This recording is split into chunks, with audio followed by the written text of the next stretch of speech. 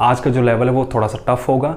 अभी तक हमने 2 वीडियो में सिर्फ इंडिविजुअल वर्क की बात की थी कि एक किसी काम को इतने दिन में करता है, बी इतने दिन में, तो दोनों मिलके कितने दिन में करेंगे, इस तरह के क्वेश्चन। आज ग्रुपिंग वाइज है, अगर किसी ग्रुप में इतने लोग और इतनी औरतें हैं वो मिलके कितने दिन में काम करेंगे, उस तरह के क्वेश्चन। और ये क्वेश्चन बहुत ही ज़्यादा इंपॉर्टेंट है, तो 2 क्वेश्चन मैंने यहाँ लिखे, उनको हम सॉल्व करेंगे। तो देखो इसको हम ट्रिक वाइज सॉल्व करेंगे। तो ये बोला है कि कोई वर्क लिखा है, तो यानी 2 मैन एंड 3 वुमेन, इसका मतलब इस काम को 2 मैन प्लस 3W जो है, इस वर्क का कितना, इस वर्क का 25% जो वर्क है वो कितने दिन में करते हैं, वो 4 डेज में। तो इसका मतलब 100% कैसे आएगा, 25 को कितने से मल्टीप्लाई करेंगे, 4 से, तो ये भी तो 4 से मल्टीप्लाई हो जाएगा, तो 16। इसका मतलब पूरा काम ये ग्रुप जो है कितना, 16 दिन में कंप्लीट करता है। ठीक है, आगे बोला है सेकंड, अगर इसी वर्क को 6 मैन प्लस 14W से करवाया जाए तो ये जो है कितने दिन में कंप्लीट करेगा, 5 डेज में। क्लियर है। अब यहाँ से आगे देखो क्वेश्चन कैसे करना है, हमने थोड़ा सा अंडरस्टैंड करना। ठीक है, तो ट्रिक वाइज हो रहा है। तो यहाँ पे डी की वैल्यू है, अगर मैं चाहता हूँ कि ये पूरा वर्क जो है 1 दिन में ख़त्म होना चाहिए, तो मुझे ऐसे कितने ग्रुप लाने पड़ेंगे, 16 ग्रुप और लाने पड़ेंगे ना। इसका मतलब ये 16 से हम क्या करेंगे, इन दोनों को मल्टीप्लाई करेंगे। तो 16 2 ये हो गया आपका 32M plus 48W equal to वो किसके बराबर हो गया, डी। अब अगला भी सेम होगा, क्योंकि अगर ये ग्रुप, इस तरह के और कितने ग्रुप लाने पड़ेंगे ताकि ये पूरा वर्क 1 दिन में होगा, तो 5 से मल्टीप्लाई करेंगे। तो ये हो गया आपका 30M प्लस ये हुआ आपका 70W इक्वल टू कितना, डी। ठीक है, अब नेक्स्ट क्या होगा, अब डी की वैल्यू बराबर आ गई तो ये इक्वेट कर दो, 32M plus 48W equal to 30M plus 70W। ठीक है, अब M को उस साइड ले जाओ तो 2M और W को इस साइड लाओ, W जब इस साइड आएगा तो ये कितना होगा, 70 में से ये लेस कर दो तो ये हो गया आपका 22W।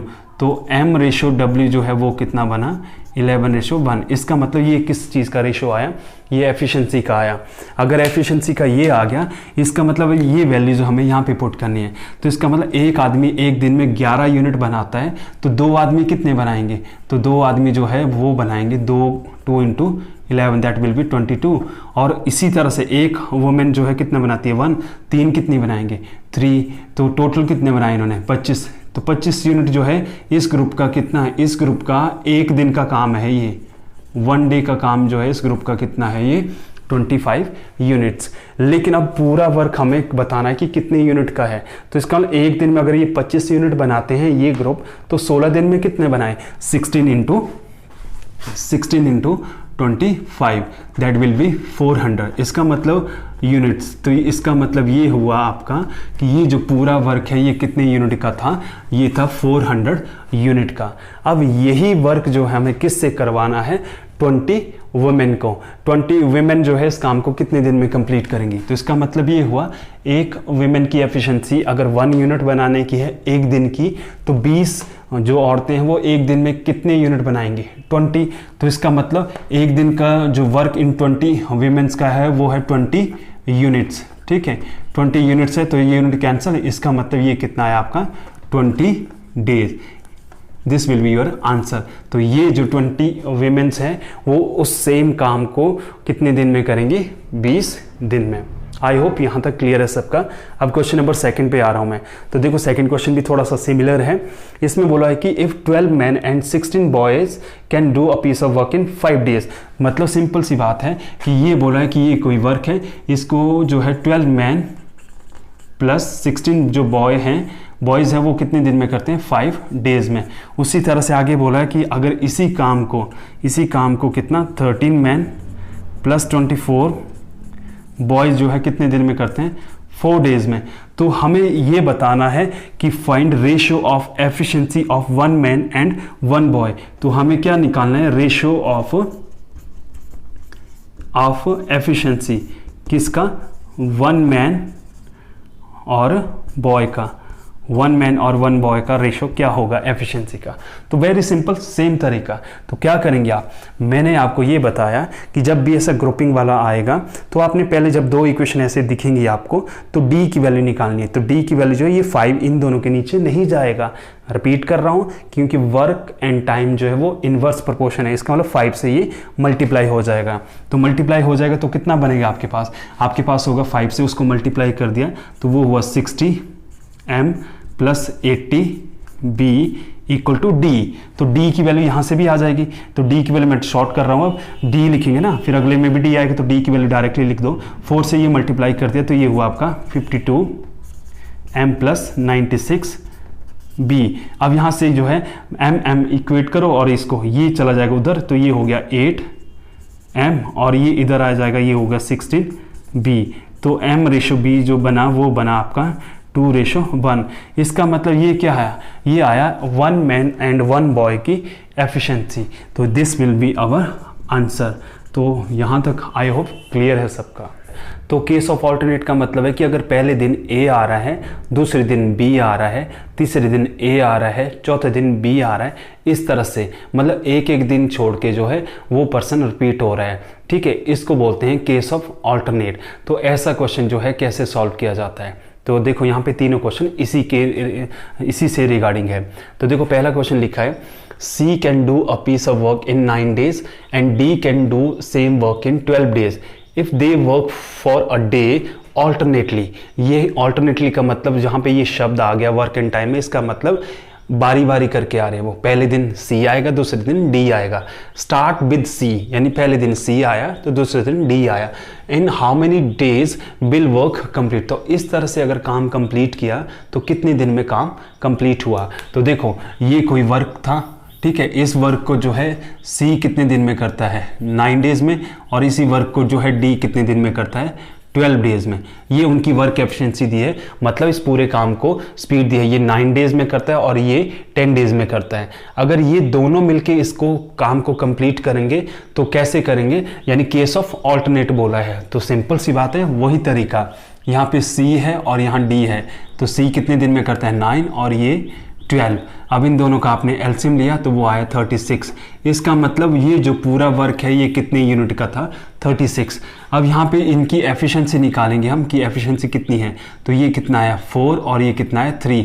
तो इसका मतलब ये हुआ, तो एफिशिएंसी हमारे पास आ चुकी है। तो यहाँ पे बोला है कि जो वर्क स्टार्ट कर रहा है वो कौन कर रहा है, C कर रहा है। तो इसका मतलब पहले दिन C काम करने आया तो उसने 4 यूनिट बना दिए, यानी 36 में से 4 यूनिट बना दिए।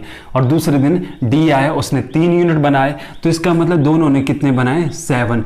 तो C प्लस D का ये जो 7 यूनिट है ये कितने दिन का काम है, ये है 2 days का।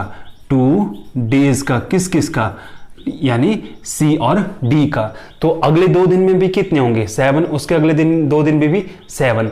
अब यहाँ पे क्वेश्चन समझना है थोड़ा सा कि अगर 2 days में जो है किसके द्वारा, यानी C और D के द्वारा जो है कितने यूनिट बनाए गए 7। तो बताइए इस 7 को मैं किस से मल्टीप्लाई करूं कि 36 आए। तो ऐसा तो कोई है ही नहीं, लेकिन 36 के नज़दीक कितना है 5। इसका मतलब अगर ये मैं 5 से मल्टीप्लाई कर दिया तो इस साइड भी 5 से मल्टीप्लाई होगा। इसका मतलब यहाँ कितना होगा 10 days। इसका सीधा सा मतलब ये है कि C और D ने जो है 10 days में कितने यूनिट बनाए 35। तो 10 दिन का काम हो चुका है कंप्लीट। और कितने यूनिट बने 35। अब बचा कितना, 1 यूनिट।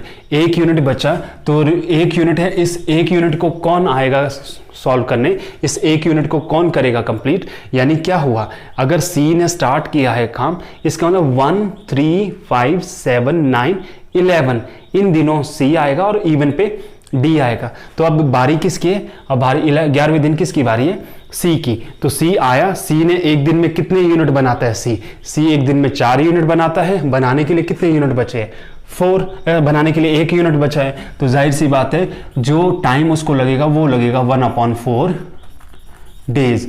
तो इसका मतलब ये हुआ कि अब पूछा है कि उस पूरे काम को, यानी इन 36 यूनिट को बनाने के लिए इनको ऑल्टरनेट होके कितना टाइम लगा। तो जाहिर सी बात है 10 दिन तो पूरे लगे, 11वां दिन का 1/4 पार्ट। तो टोटल नंबर ऑफ डेज जो लगे वो लगे 10 होल 1/4 डेज।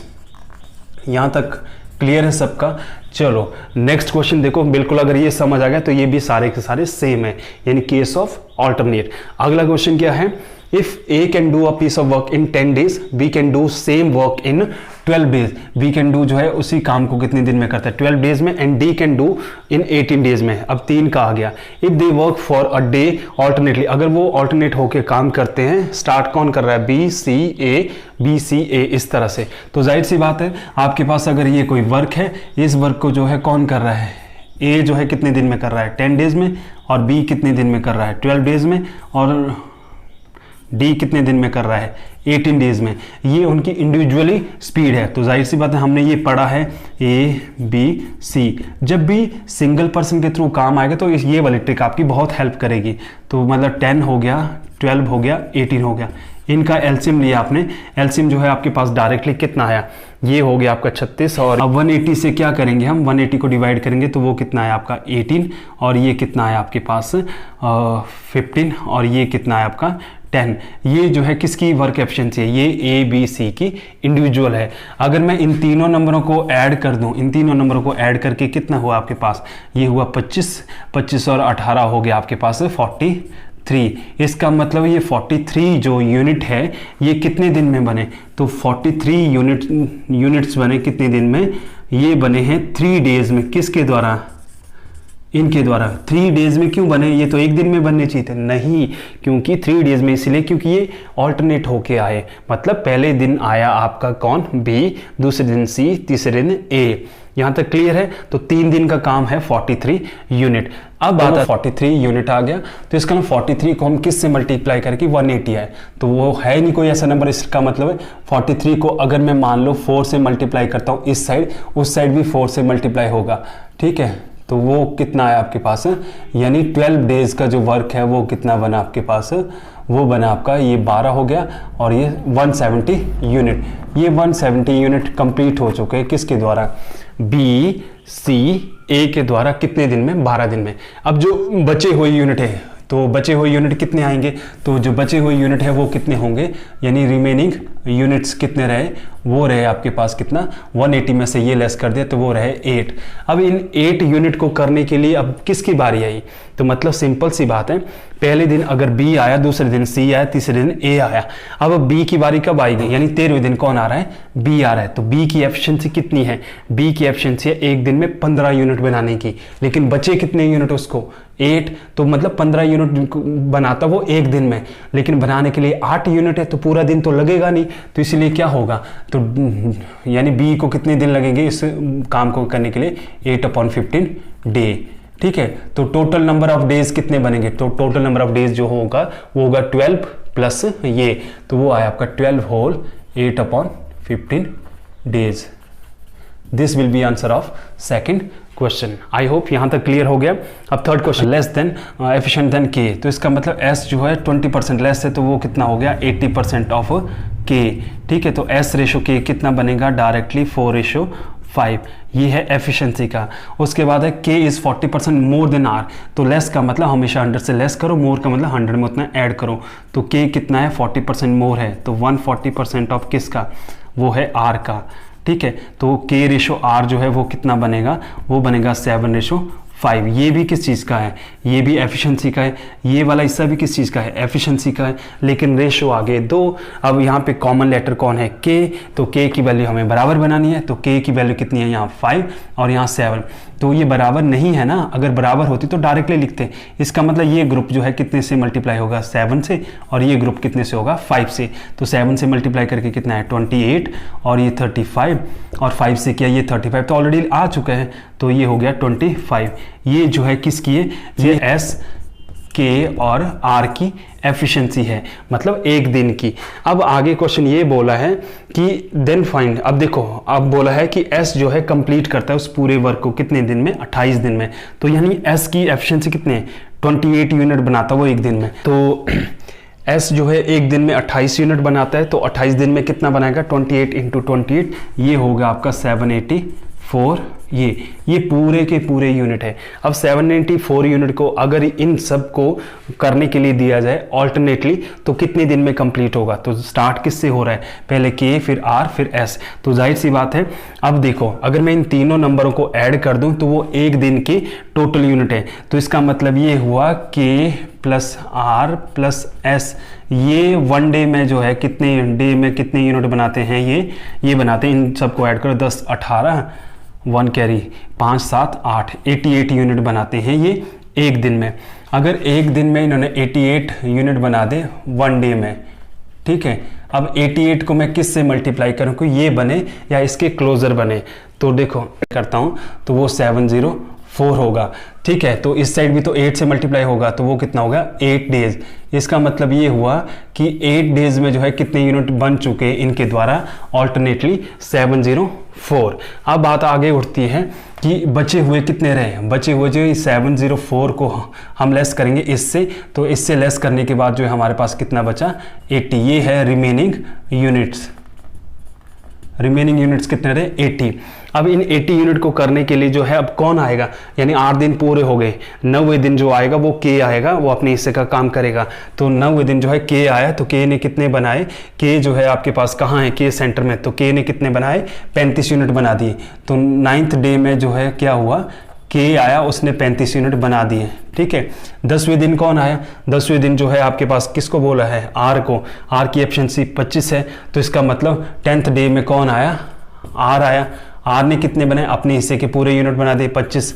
तो इसका मतलब 2 दिन का काम हो गया, तो ये ऐड कर दिया, ये हो गया आपका 60। तो इसका मतलब 60 यूनिट बन चुके हैं 10 दिन में। अब इसमें से ये 60 लेस किया तो वो बचा आपका 20। इन 20 यूनिट को बनाने के लिए अब कौन आया? तीसरे नंबर पे कौन है? एस। एस की एफिशिएंसी कितनी है? 28। लेकिन उसको बचे कितने बनाने के लिए? 20। तो पूरा दिन तो लगेगा नहीं, तो इसका मतलब पूरे दिन का कितना हिस्सा लगा उसका? 20/28। 4 से कैंसिल हुआ, ये 5/7। अब पूछा है कि टोटल नंबर ऑफ डेज उनको कितने लगे? तो जाहिर सी बात है 10 दिन तो पूरे हो गए और ये 11वां दिन पूरा नहीं लगा, तो आंसर होगा आपका कितना? 10 होल 5/7 डेज। तो ये था आपका केस ऑफ